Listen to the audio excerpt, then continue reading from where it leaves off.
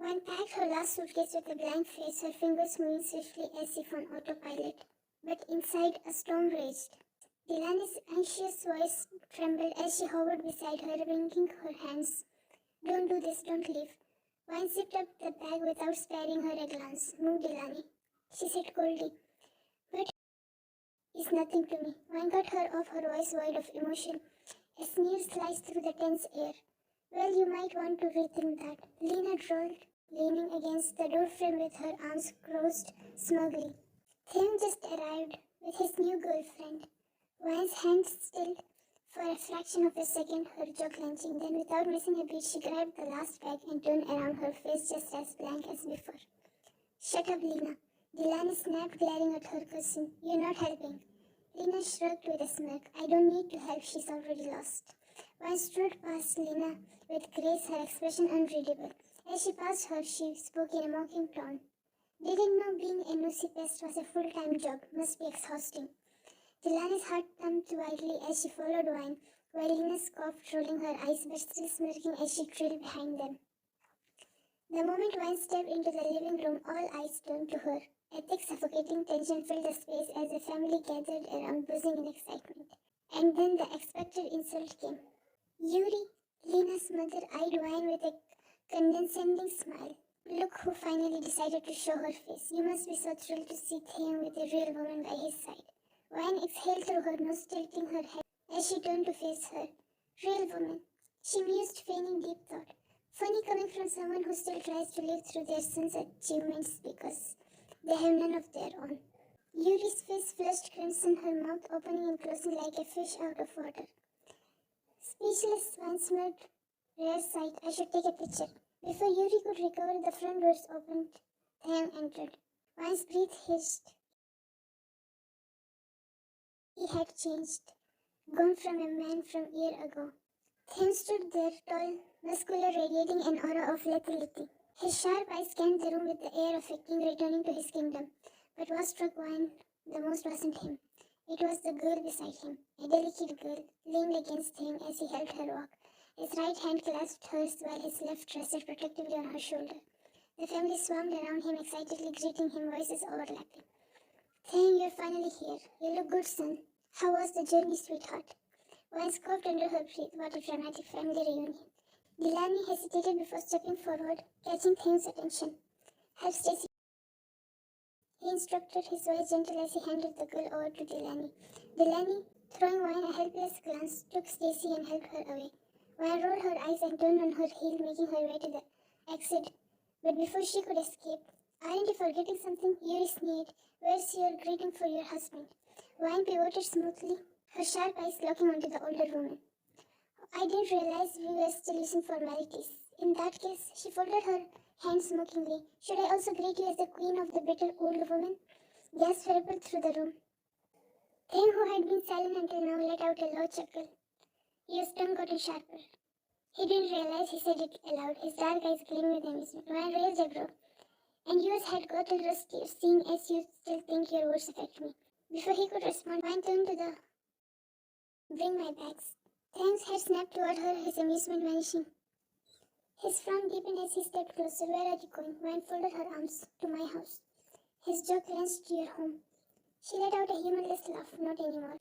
The divorce papers had been already signed. Before she could finish, Tham's arms snaked around her waist, and in one swift motion he pulled her flush against his chest. The air between them crackled with intensity.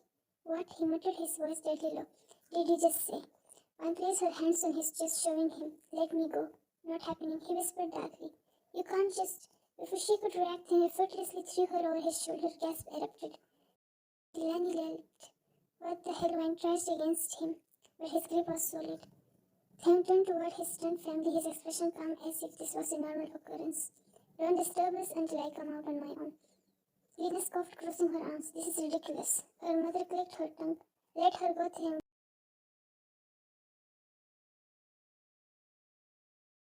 His parents, on the other hand, only shook their heads with knowing smiles. As Tham carried her away, Wan's rage bubbled over. "Put me down, you psycho." He smirked, his grip tightening. "Not a chance, wife." Heavy oak doors slammed shut with a resounding thud, and before Wan could react, she found herself thrown onto the massive bed. The mattress dipped under her weight as she propped herself up on her elbows, glaring daggers at the man towering over her. He encased her in his muscular arms on either side of her, his face mere inches from hers. The scent of his cologne mixed with something darker, something raw, clouded her senses. "Speak," he ordered, his voice deep and demanding. One showed at his chest, but he barely budged. "I'm in no mood to play your damn games, Thing." She reached into her coat, yanked out a set of crisp documents and threw them at him. "Sign these, we are done." Her sharp eyes dropped to the divorce papers, his jaw flexed as he picked them up, scanning them briefly before his fingers curled around the edges, and then with deliberate slowness he tore them apart. One sucked in a sharp breath. "You? Me?" He cut her off, his voice slow, deadly whisper. He gripped her waist, yanking her forward until their noses almost touched. "What changed in a year that you suddenly need a divorce?" One let out a humorless laugh, grabbing his collar in both fists, her eyes burned with suppressed fury. "You left me, 𝐘𝐿." Her voice was controlled, but venom dripped from every syllable. "You left me a laughingstock. My husband abandoned me the moment we got married. Do you have any idea what that felt like? Every person I met, mocking me, pitying me. I was the abandoned wife of the almighty 𝐘𝐿." Them's eyelids fluttered for a brief moment before he exhaled slowly. When he opened them again, his gaze was unwavering. "I know," he admitted, his voice quieter this time. "I shouldn't have acted on impulse. It was a trap. 𝐼𝐿𝐴 set me up." Once nail dug into his shirt, her rage flaring hotter. "And I warned you. I told you he was suspicious. I told you not to go, but you didn't listen." Then nodded, his head lowered as if in silent acceptance. She yanked herself free from his hold with a sharp tug. "And now," she scoffed, "your dear aunt and her daughter have any excuse to humiliate me, your supposed girlfriend." Then lifted his head, a slow smirk tugging at his lips. "You sound jealous." One scoffed. "Don't act like a child, 𝐘𝐿. This is serious. We agreed on honesty and loyalty.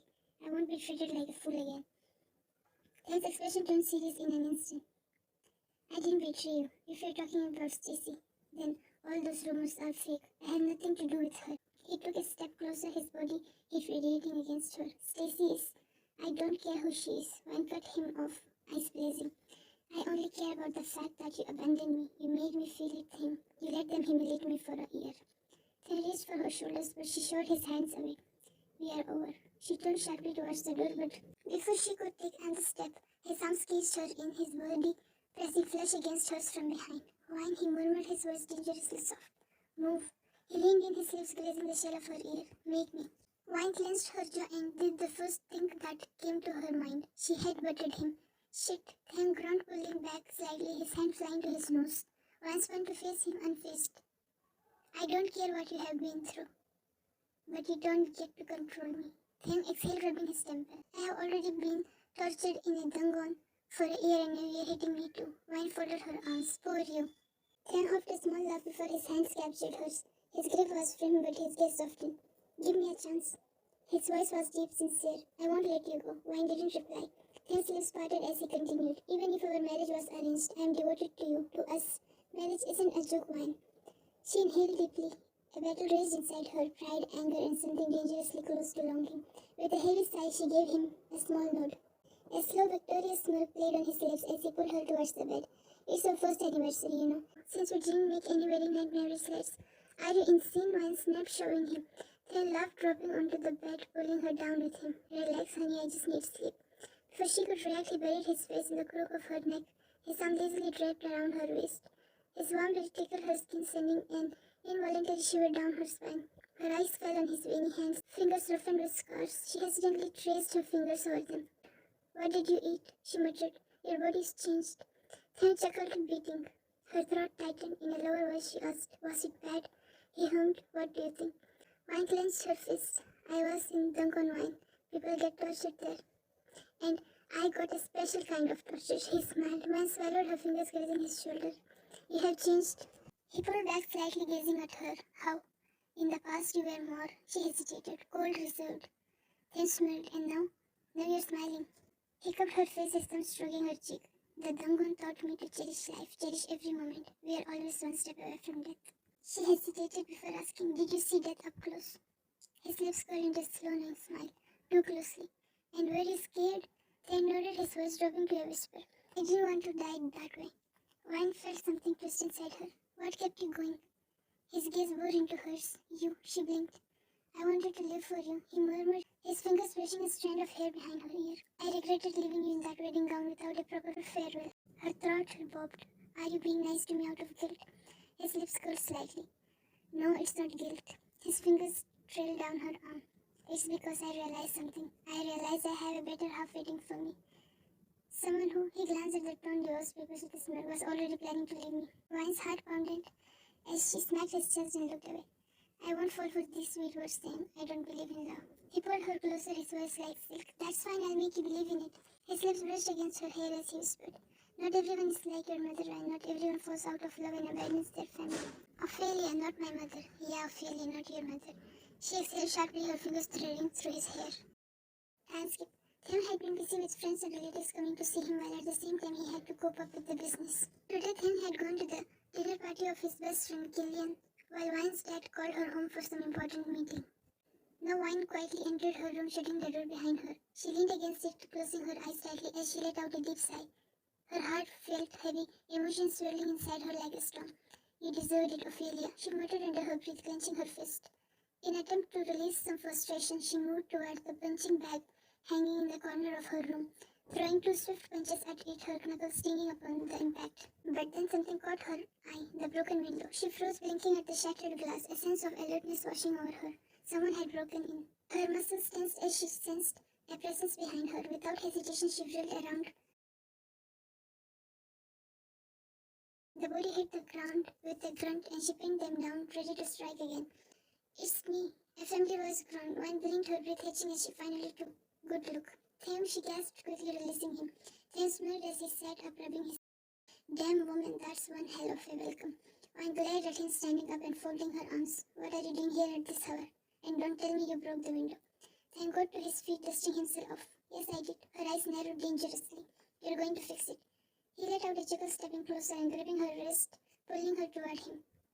I will, but this is no way to greet your husband. He murmured, his deep voice sending a shiver down her spine. Wine rolled her eyes, snatching her hand away. Stop being ridiculous. I told you I'm staying here tonight. Dad didn't want me to leave. Her voice cracked slightly at the end, but she quickly masked it, clearing her throat. Then's eyes softened. He cupped her cheek, his thumb stroking her skin. Why are you holding it in? He whispered. Wine straightened her shoulders, trying to distract him. Stacy wanted to stay with Leah and Mia. She's getting along with them, so I let her stay. Then nodded, watching her closely as she continued. She's still timid. Without warning, Tim lifted her into his arms, making her yell. Tim, ignoring her protest, he carried her to the couch and sat down, adjusting her comfortably in his lap. I haven't cleared things properly about Stacy yet, he murmured. She's a rape victim. Her father helped me escape from the dungeon and asked me to take care of her. She's still recovering from the trauma. I nodded, her voice quieter now. I know, she told me. She hesitated for a moment before adding, Gillian seems to like her. Tim smirked. He mentioned it tonight too. Wine hummed in response, playing with the sleeve of his shirt. I want Stacy to stay with Leah and Mia. She needs a safe place. Tim hummed, his voice dripping lower. And what about you? His fingers traced the side of her arm, sending warmth up her spine. Why are you holding it in? Wine blinked at him and looked away. What about me? I'm fine. Tim leaned in, whispering against her hair. You don't need to be strong in front of me. Wine swallowed hard, gripping his shirt tightly. If I break down, who'll take care of Dad, of Mia and Leah?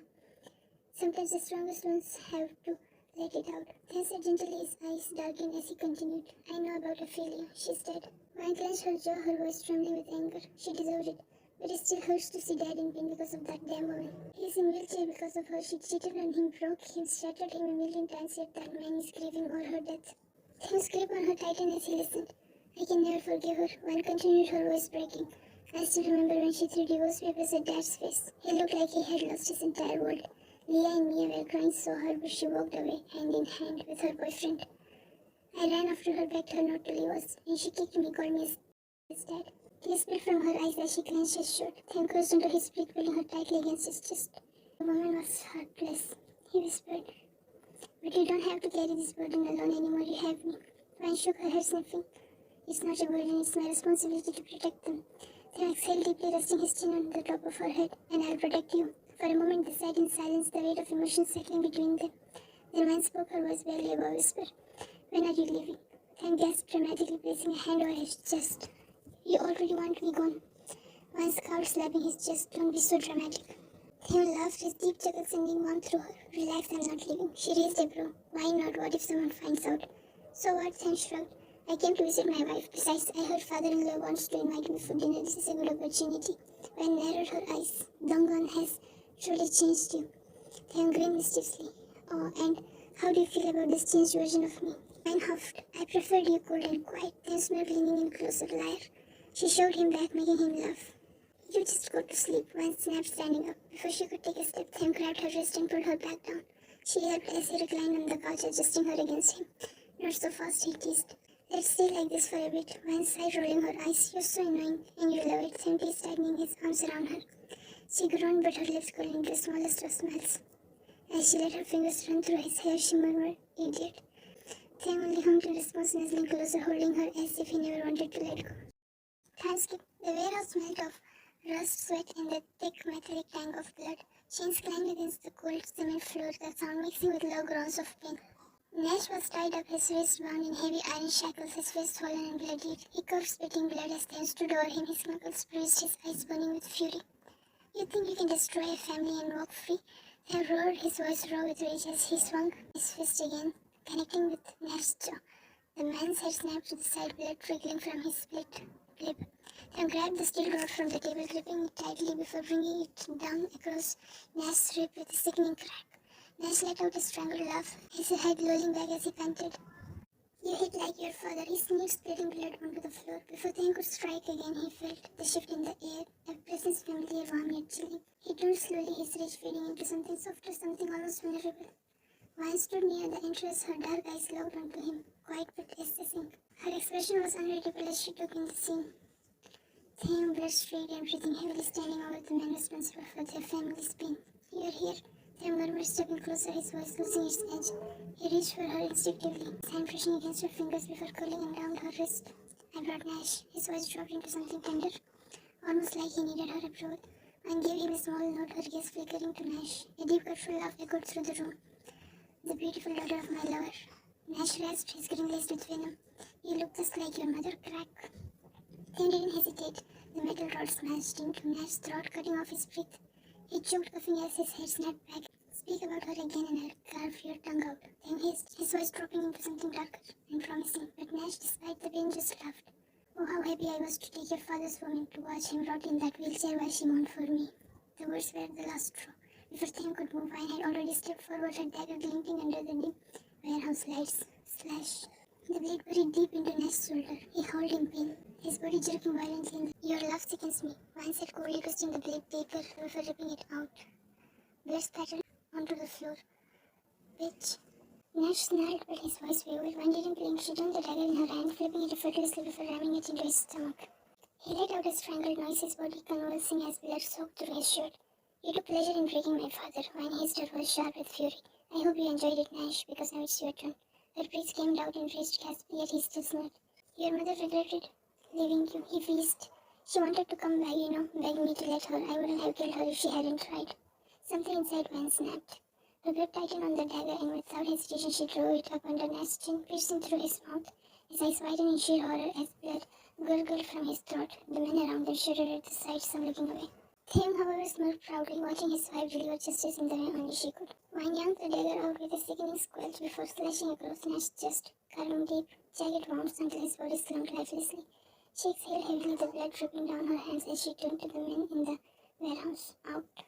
They obeyed immediately, leaving only Theon and Vine standing over Nash's corpse. Theon moved behind her, wrapping an arm around her waist, his lips brushing against her temple. His voice was low, soothing. It's all love. Vine closed her eyes, her body sinking into his warmth. Thank you, she whispered. Bang, bang. The sudden yells of their men sent ice down Theon's spine. Boss Nash's son took over the warehouse, and then chaos. A storm of bullets shattered the tense silence, the doors burst open as Nash's son J.V. stormed in with his men. Gunfire erupted, the metallic scent of blood thickening in the air. Theon's arm immediately pushed Vine behind him. Get out of here. She shook her head, defiant. I'm not leaving you. He closed under his breath, but had no time to argue. J.V. charged toward them, gun drawn, but Theon was faster, slamming his fist into his jaw. The fight exploded into full force. Vine dodged an attack, twisting gracefully as she drove her dagger into the man's throat, before yanking it out and slashing across another's chest. Blood sprayed across the ground. J.V. was relentless, his punches fast and precise, but Theon was stronger. He landed a brutal kick to J.V.'s ribs, sending him crashing against the crates. Vine was untouchable, taking down 2 men at a time, her dangerous aura sending shivers down everyone's spine. Even their own men paused watching in awe as she fought with deadly precision. But then bang, a gunshot, and their wife staggered, blood blooming across her stomach. Ham's voice broke with raw anguish. James Wine's cousin appeared just in time to shoot JV in the head, his body collapsing lifelessly. But Tham wasn't looking at JV. His arms caught Wine before she could hit the ground, her vision blurred, Tham's tear streaked face coming in and out of focus. His hands pressed against her arms, but the blood wouldn't stop. He pleaded, his voice cracking. Wine tried to smile, her fingers weakly reaching to touch his face. "You're crying," she murmured. Tham let out a broken sob, his tears mixing with the blood on his hands. "Of course I am, you idiot, just hold on." Wine smiled, her body grew colder. Tham closed her tight to his entire world collapsing as he ran out of the warehouse.